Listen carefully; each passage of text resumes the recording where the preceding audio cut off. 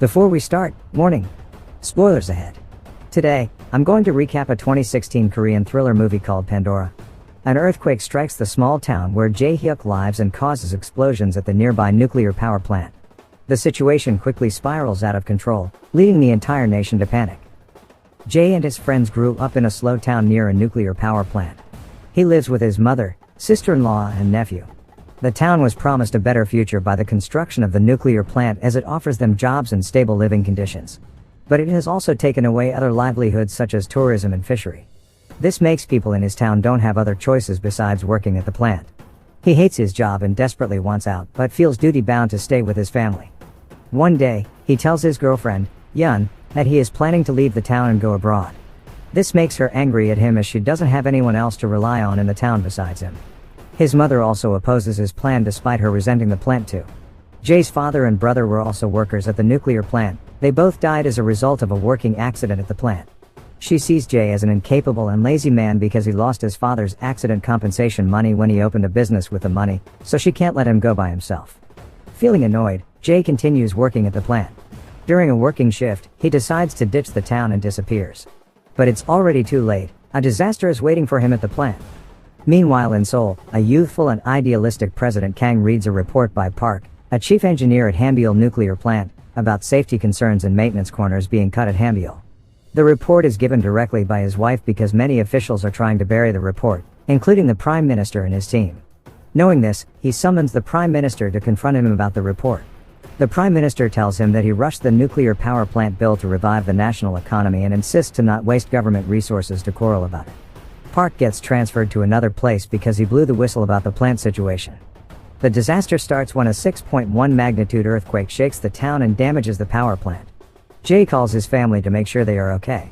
One of the valves is damaged and needs immediate repair. Worried about the plant, Park goes back to assess the situation, but the other chief engineer there underestimates the situation. The engineers repair the valve hastily, but the pressure inside the pipe rapidly increases, making the nuclear coolant pipe burst, injuring the engineer, and leaking radiation. Jae sees the engineers being carried away, which makes him remember what happened to his father and brother. He wants to leave the plant immediately, but his friend refuses to follow him. He gives up the idea and helps the other repair the plant. Outside, the town is damaged by the earthquake, but all of the people survive with only minor injuries.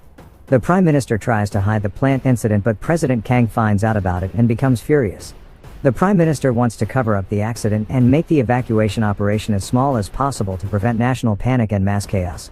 The Prime Minister's team convinces him that the plant is equipped with control units and will soon overcome the problem.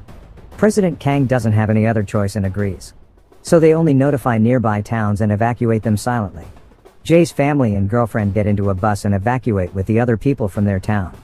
In the control unit room, the engineer is in panic. The nuclear containment internal pressure keeps rising and will explode if they can't figure out the solution soon. They need to vent out the air inside the containment, but it will leak radiation into the surrounding area. The president decides to hold the venting process and finish the evacuation process first. Knowing about this, the workers inside the plant panic and ditch their work. One of the chief engineers seals the exit and forces them to go back to their station. The workers ignore him and try to bypass the sealed door but fail. Because of the situation, Park decides to vent the nuclear reactor against the order. But the system malfunctioned, forcing the engineer to open the vent manually. The plant is having a nuclear meltdown, and when the pressure hits the limit point, all hell breaks loose. The nuclear plant explodes. The explosion kills most of the workers inside the plant, but Jae survives with a minor injury and helps his wounded friend to get outside. On the way outside, he meets Park and tries to get out together. The rescue team arrives at the plant, but the situation is bad. They can't go near the plant because the radiation level is too high. The Prime Minister insists on covering the explosion. His team denies all rumors about the plant explosion to the media. At the shelter, people start questioning about the situation, whether they need to go further or not. Yun goes back to the plant to see the real situation. She is shocked after seeing that the plant has already exploded, but relieved when she meets Jae outside the plant. But instead of going with them, Jae decides to go back inside to help the others despite the high radiation level. Yun and the others try to stop him, but he insists. Park also goes back inside and tells the rescue team to go closer.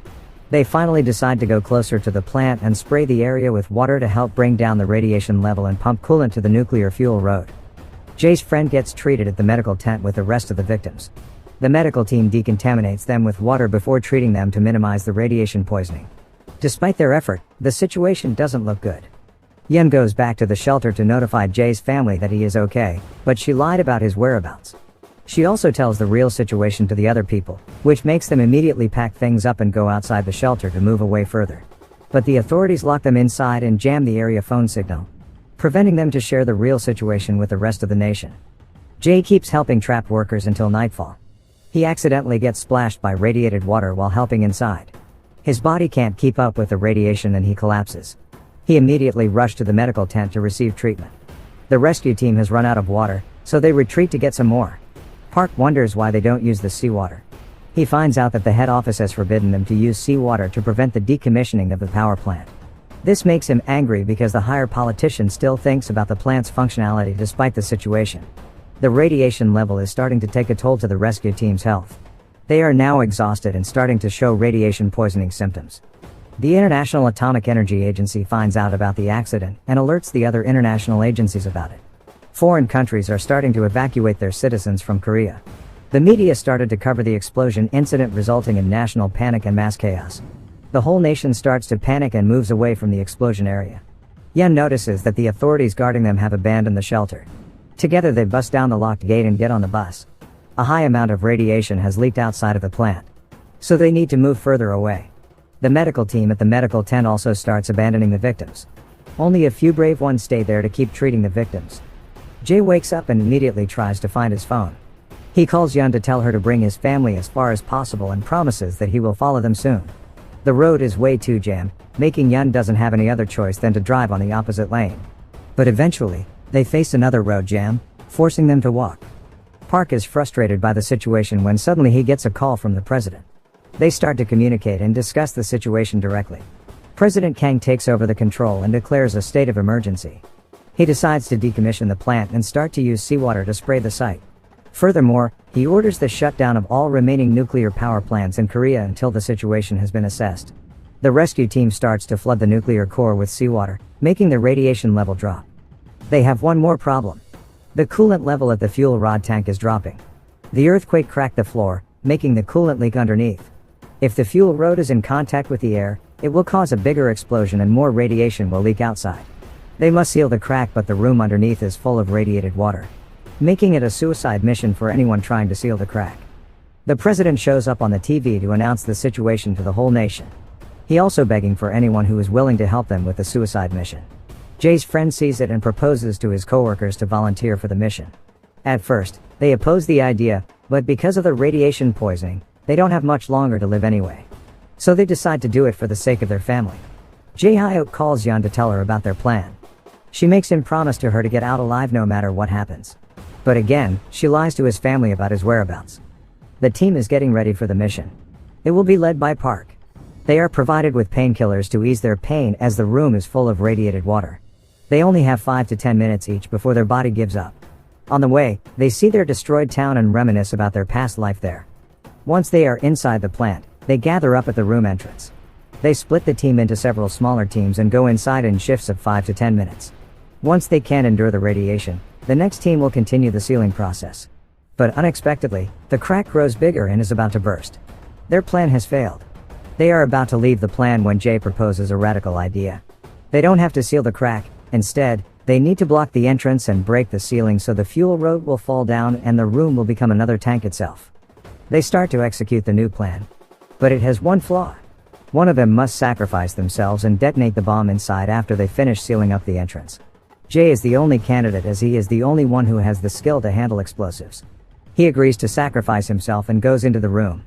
As he waits until the sealing is done, the radiation is taking a toll on his body. He takes the whole bottle of the painkiller. He wants to call Yun but his phone gets no service. He tells Park to ask the president to broadcast him to the TV so he can say goodbye to his family. Yun gets the news that Jae is on the TV, so they go inside a nearby bus and watch him from there. He says his final goodbye to his family and apologizes to Yun because he can't keep his promise. After the sealing is done, the remaining team goes outside and Jae-hyuk detonates the bomb. His sacrifice is not in vain as his plan is working. On the following days, the remaining team dies one by one from radiation poisoning. President Kang declares them as national heroes. In the end, the nuclear power they once relied on has brought disaster upon them. They only think that nuclear power plants are convenient for people's lives and the nation's economy, but they forget about the risk hiding underneath. Make sure to subscribe and turn on notifications so you can watch more videos like this. Thanks for watching, and see you next time.